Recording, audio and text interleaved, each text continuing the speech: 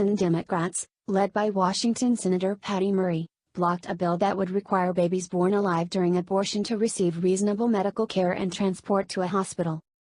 Nebraska Republican Senator Ben Sasse introduced the Born Alive Abortion Survivors Protection Act, S. 130, to protect babies who have survived failed abortions. Sasse went to the floor of the Senate Monday to ask his colleagues to pass the bill by unanimous consent, but Democrats objected.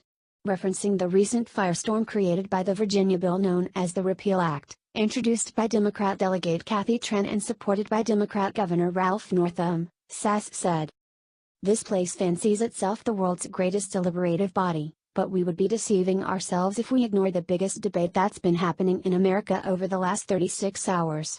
A public elected official, the governor of one of the 50 states, has been defending a practice that is morally repugnant. The governor of Virginia has been defending a practice that is repugnant to civilized people across the entire world." Senate Democrats had the chance today to prove they are not the party of infanticide, and instead they doubled down on extremism, said Susan B. Anthony List, SPL List, President Marjorie Dannenfelser after Democrats blocked the bill. The Democratic Party's agenda of abortion on demand through birth and even beyond is radically out of step with the standards of decency the overwhelming majority of Americans expect from their leaders. "We urge the Senate to bring the bill to the floor for a recorded vote so Americans can know where each senator stands, and we urge its passage," Dannenfelser added. "It's time to get this bill swiftly to the president's desk for his signature." The Born Alive Act states that Congress acknowledges an infant born alive during a failed abortion is a legal person for all purposes under the laws of the United States, and entitled to all the protections of such laws. Any infant born alive after an abortion or within a hospital, clinic, or other facility has the same claim to the protection of the law that would arise for any newborn, or for any person who comes to a hospital, clinic, or other facility for screening and treatment or otherwise becomes a patient within its care, the legislation continues. Under the bill, health care providers who fail to provide medical care to an infant born alive after abortion can be fined or imprisoned for up to 5 years, or both. According to the Born Alive Act, the intentional killing of an infant born alive after abortion shall be punished as intentionally killing or attempting to kill a human being. Jill Stanek, a former nurse who witnessed late-term babies born alive during abortion procedures and left to die, said, "It is appalling to watch Democrat senators argue against this compassionate bill. Pleading ignorance is not an option, especially in the wake of efforts in New York and Virginia to legalize infanticide," she said.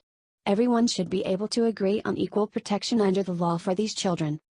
Just prior to the controversy over the Virginia bill, which would allow abortion even moments before birth, New York Democrat Governor Andrew Cuomo signed a bill into law that denies personhood to unborn babies.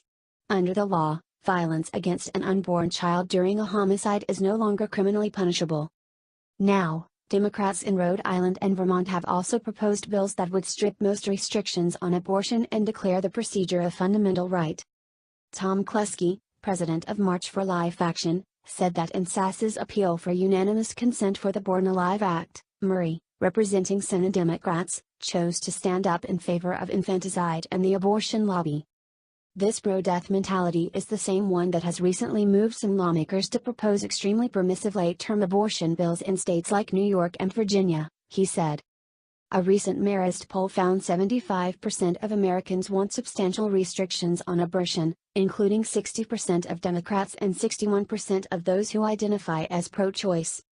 "We call on Senate Majority Leader McConnell to bring the Born Alive Abortion Survivors Protection Act to a floor vote so that constituents know exactly where their elected officials stand on protecting their fundamental right to life," McCluskey added.